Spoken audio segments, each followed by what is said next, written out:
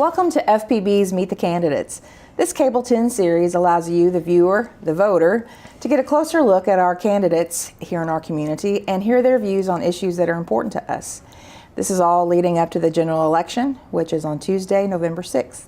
Today's guest is Dan Pfister, and he is the Republican candidate for our State House of Representatives in the 56th District. Hello, Dan. How you doing? I'm doing great. How are you? I'm good. Thanks so much for coming in. Well, thank you all for having me. Yeah, well, again, we appreciate it. Right. I thought maybe we'd start out with you telling us a little bit about yourself. You're new to this, am I right? Well, I ran in 16. Okay. But I've not held office. I'm not a politician. I'm just an average guy that wants to make a difference. Okay. And so. Well, tell us a little bit about your background, where you've worked, and actually why you've chosen to run for this seat. Well, okay. Let me start with, once again, I'm Dan Pfister. I'm running for the House here in the 56th District, which includes eastern Franklin County, western Fayette, and all of Woodford County. Okay. I am a pro-God, pro-life candidate that believes very strongly in the U.S. Constitution, and including its Second Amendment, your right to keep and bear arms. My wife Vicki and I, we've been married 40 years. We have 2 grown sons and a granddaughter that is actually my motivation for being here today. I believe our children deserve a better world than what we're leaving them. I studied ag production at the University of Kentucky, police administration at Eastern Kentucky University, and I hold a degree in business with a major in accounting at Eastern Kentucky University. I have been the senior accountant for the U.S. operations of a small multinational corporation. I'm a lifelong farmer. I started in the farming, of course, at birth, I guess. I grew up on the farm, but I had my own tobacco crop at 17 when I graduated from high school, and I'm still out there playing in the dirt. I've retired as a general contractor. I had to have a hip replaced and stuff. Couldn't do it at work anymore, but after 34 years, I went into retirement from that. But I still work. I manage rental property, and I do maintenance on that property. And I'm just one of you all. I feel your pain. I feel your needs. And I want to be able to make a difference. And that's why I'm in this race. Okay. Well, just to fill some people in, who maybe aren't familiar with state government. Here in Frankfort we tend to be, but Right. just in case, can you tell us what are the responsibilities of a state representative? Well, I think the state representative's main responsibility is to listen to his constituents and go down and try to stand up for them. You know, that's a problem we've had in state government. Well, had it in local government as well. We put politicians in there, and they're more interested in being reelected or looking for their next position than they are about handling the issues. And I think that's the number one responsibility. Okay. That is a lot of responsibility. It is. So what experience or characteristics do you think that will lend to carrying out this responsibility? Well, my father taught me at a young age that it's important to give back to our community. And I've tried to do that through my church, through nonprofit organizations. And I've represented people in those organizations over the years. The Bluegrass Sportsman's League, I was president there 5 terms. I was on their board of directors for almost 20 years. The League of Kentucky Sportsmen, I've been on their board of directors as well. I'm a life member of both of those organizations. I am serving my 3rd term as the Grand Knight of the Knights of Columbus over at St. Leo's in Versailles. And so I've done a lot of representative type work over the years. Okay. Well, inevitably there will be a newcomer to this seat. Right. Because it was the seat held by James Kay. Right. And he's moved on. So as a newcomer, what do you see as the advantages of new blood or being a newcomer to the General Assembly? That's a good question. Obviously there's going to be a learning curve, so there's a downside to it, but you get to bring fresh ideas in. You're not stuck with what you did 2 years ago or 4 years ago, and you get to approach people differently. You're building new relationships versus trying to maybe mend fences or patch up something that happened in the past. So, okay. Yeah. Well, would you agree that there is a toxic political atmosphere not only at the federal level but also in our own state house? State house, local government, it's everywhere. I've been knocking on a lot of doors, and I'm finding people that are just angry. Mm-hmm. You know, they don't know exactly at what, but they're fed up with the government system. It's not working, and we need people such as myself that are willing to sit down and reach across party lines and solve our problems and do the job we're sent there to do. Okay. So as a new member, what can new members of the legislature do to address the toxicity? Well, I think one, we can start reaching across the aisle to each other. You know, that was a problem in the last time around. We did change the leadership in the House, but it wasn't pretty. You know, they were new at it, and they made some mistakes here and there. And I think as a new person coming in, we can help fix some of those. Okay. Well, you're talking about how you'd been out and talking to people. In hearing feedback from your potential constituents, what are you hearing is the biggest issue in your district? Well, obviously you got the pension issue. I mean, that's big everywhere. But another problem that I'm hearing a lot about is our drug issues. And that's near and dear to my heart as well. Kentucky is number 3 in the nation for overdose deaths. And the county in Kentucky that's got the second most number of overdose deaths right here in the 56th district. So we've got to address that. So what are some things the legislature could do? Well, you know, we hear a whole lot in the news about suing pharmaceutical companies and that sort of thing, and that's might have some good to it. May free up some money for some treatment and stuff, but I think we need to get the money and get the support at the local level. We need education, we need law enforcement, we need prevention, we need treatment. We got to also understand that this isn't the drug problem from the 1960s. This isn't, for the most part, experimental use. This is people that have gone and gotten a root canal or had surgery or something and ended up with a disease, if you will, and they need help. Yeah. And we can do that, I think, from the state level. Okay. You mentioned pensions earlier. Yes, right now, our local governments are being asked to contribute increased amounts to the pension, which has caused, here in Franklin County, our fiscal court, both of our school districts, and now our city commission to increase tax rates in order to make up for that. What can the legislature do to generate more revenue in order to minimize those future tax increases? Well, there's a lot of things we can do. I think the number one thing we need to do is grow our economy. I would much rather grow the tax base than I would grow the tax itself. And I know I've heard from people across the state and in my district as well.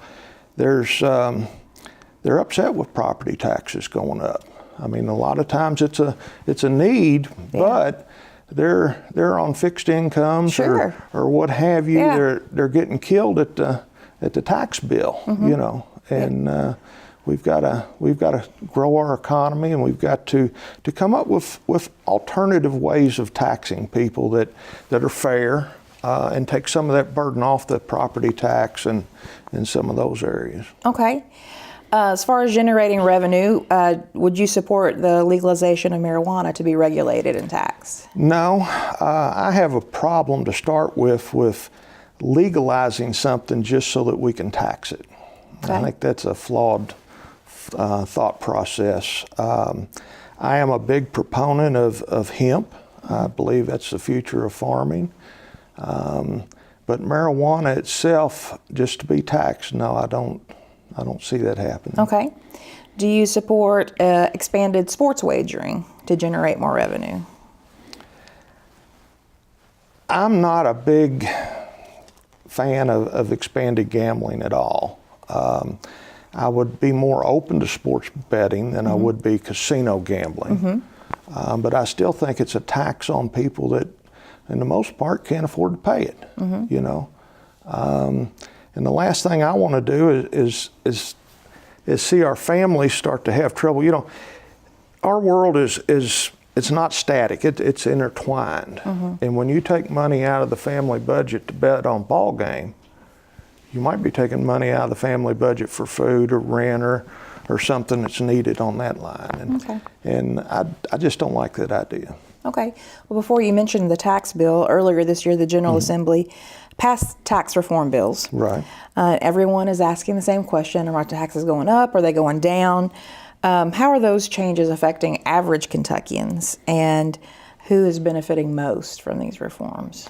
Well, I think the average person is benefiting in multiple ways. You know, if a business saves money, they have more employees, they have more income to put into salaries, build the business and expand our tax base.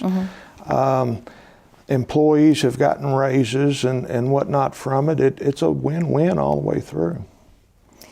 Have you heard any particular concerns from the business industry here in this district, and maybe what their concerns are and anything that the General Assembly could do to help? Not a whole lot, to be honest. They obviously want lower taxes and fewer regulations. You know, they've been choked pretty hard the last 8 or 10 years in particular. But they want a level playing field is what they're after. Okay. A Kentucky teacher is the face of Time magazine story on underpaid educators. The story focuses on the recent teacher uprising across the country and here in Kentucky. Do you think teachers are underpaid? That's a tough question. I don't want to put the value on anybody's job. You know, are you underpaid or am I underpaid? I will say this, our education system is broken. Our teachers, there's something wrong when our teachers have to reach into their own pockets and buy supplies for their classroom. You know, both of my sons have taught. One is considering coming back to Woodford County High School as a teacher. 3 of my 4 sisters are teachers. One's still in the classroom in Fayette County. Got a bunch of cousins and aunts and family members that are in education. So I understand their plight, and I stand with them. So as a legislator representing these people, what could you do in the General Assembly to help? Do you have ideas for how we can address what really, it's a nationwide problem, especially here in Kentucky. What can our Kentucky General Assembly do? I think one thing is we can remove some regulations on them and allow the teachers to teach. You know, they're teaching to test now because that's the scoring system and whatnot, and they're not able to get in there and do what they want to do and teach. You know, we've got to straighten that out. Okay. In Kentucky, teachers forced school closures and a statewide sick-out back in the spring following the passage of the controversial bill relating to the pensions. Right. They wanted the lawmakers' attention, and they did it with protests and held rallies that drew thousands there at the Capitol. Do you agree with Governor Bevin's response to those teachers? You know, that's a tough question. I support Governor Bevin. I think he's done a lot of good things for Kentucky. I seriously do. But he, like a lot of people, I think have lost their buffer, if you will. They've said things that probably shouldn't have been said or misspoke or however you want to state it. And he did say things that I do not agree with, you know. Okay. Our local economic development group tells us that the availability of skilled workers is a major barrier into bringing new jobs to our community. Right. So the lack of the skilled workers is the problem. Is there anything that the General Assembly can do to help address that? And where does that start? I think it starts with vocational schools. It starts with changing our education system. Right now, everybody's encouraged or almost streamlined into going to college. College is great. I've been there. But I also earned my living with dirt under my fingernails. And I know that you can go out here and in a year or two without near the debt that you'll accumulate in college and be an electrician or a plumber or some other skilled labor and be making more money than a lot of college graduates. And I think we need to encourage people to not just go to school, but to follow what they have interest in and what they will enjoy doing and get them into those fields. Okay. We touched on this earlier, but another issue that local businesses are having is that when they do find skilled workers, sometimes they can't pass a drug test. Well, so, that's, as I mentioned earlier, drugs are a big issue. Yeah. So, is there anything the General Assembly can do, working with advocacy groups to help address this issue? I think so. I have met with several rehab facilities and people that counsel and work in there, and they need help. They need funding. They need the public to be educated that they're there and how to get help from them. And I think the General Assembly can go a long way in helping that. Okay. Do you think the Kentucky legislature has been adequately transparent? In the past, no. Okay. I think it's getting better and has for the last several years. But yeah, there's a lot of transparency that still needs to take place. What steps would you take as a legislator to make sure that those steps were taken? And what steps do you think they are? Well, one thing I plan to do just in my district alone is to have meetings with my constituents. Open forums, let them ask questions. Excuse me, answer those questions. And if I don't have an answer, I'll get it.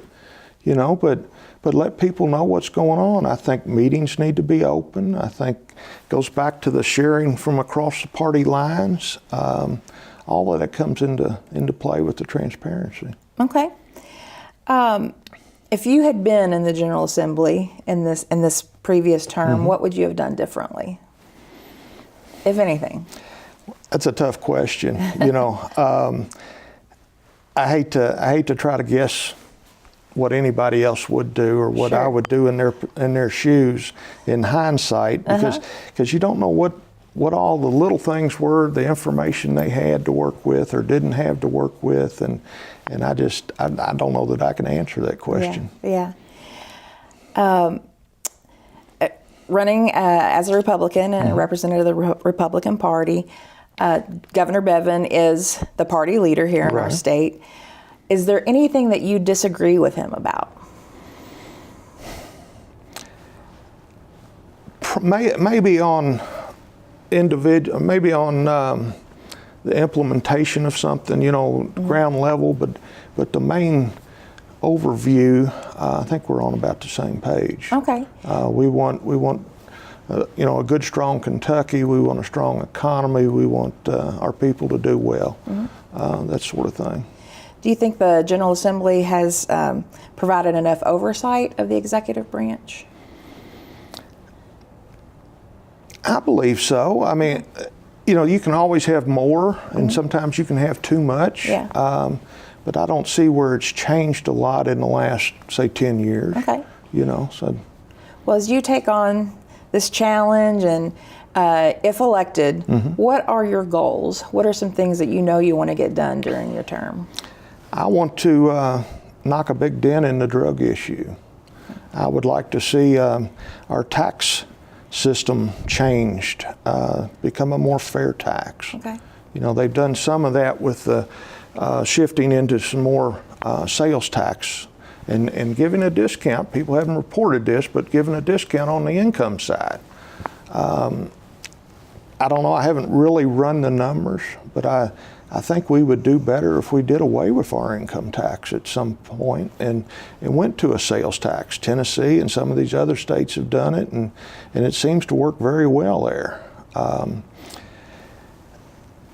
don't know. I would like to work on fixing our education system. You know, like I said earlier, we don't need teachers buying supplies out of their pockets. We need our schools doing better. There was a report, I understand this, I haven't seen it, but I understand was released this morning that said there was absolutely no change in our school systems in the last 5 years. They haven't progressed at all. We've got to fix some of that stuff. Okay. And I'd like to work on that as well. Okay. Well, are there any issues that I haven't covered that you would like to address? I don't know. You've been pretty thorough. You know, it's been a good interview and a good set of questions. Okay. Well, good. Thank you. So, yeah. Well, then at this point, I'm going to ask you to look into that camera and tell folks why you are the best candidate for this seat and ask for their vote. Okay. Well, thank you. And I want to thank the plant board and everybody as well for inviting me. I really enjoy being able to get the word out and that sort of thing. I'm running for the House of Representatives because I want to make a difference.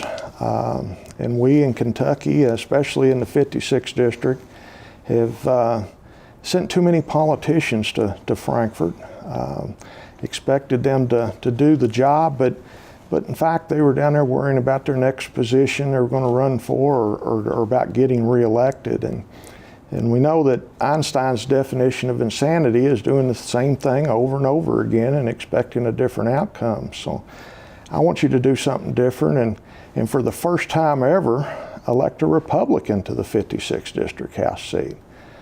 Let me see if I can't make a difference down there because I'm one of you. I'm talking at the dinner table about the same problems you are. And I want to find solutions to them. Our children deserve a better future and with that, I'll ask for your vote on November the 6th. But I will ask for one other favor, if you would. When you do go vote, there's some nonpartisan people on the ticket, the judges, the city council, that sort of thing, and they're not up there with the partisan races that I'm in. So please scroll down or flip the page. But don't forget to vote for those people as well, because those are just as important offices as any others are. And I thank you for your time and for listening to us. If folks want to find out more about you, are you on Facebook? Have a website? I am on Facebook, Dan Pfister for Kentucky State Representative. Okay. I have a website, danpfister.com. Okay. And I can be reached through the phone or email. There's connections to that on both of those sites. So. Well, we thank you for coming by, Dan. I know that our viewers really appreciate hearing directly from our candidates. Right. And that's very important. Right. And to our viewers, I'll remind you that Election Day is Tuesday, November 6th. It's election season, so it's time to get informed. Go voice your choice. And then when you're done, go home and tune into Channel 10 on November 6th, and we'll bring you live election coverage straight from the county clerk's office. That's all we have for today on Meet the Candidates. We'll see you next time.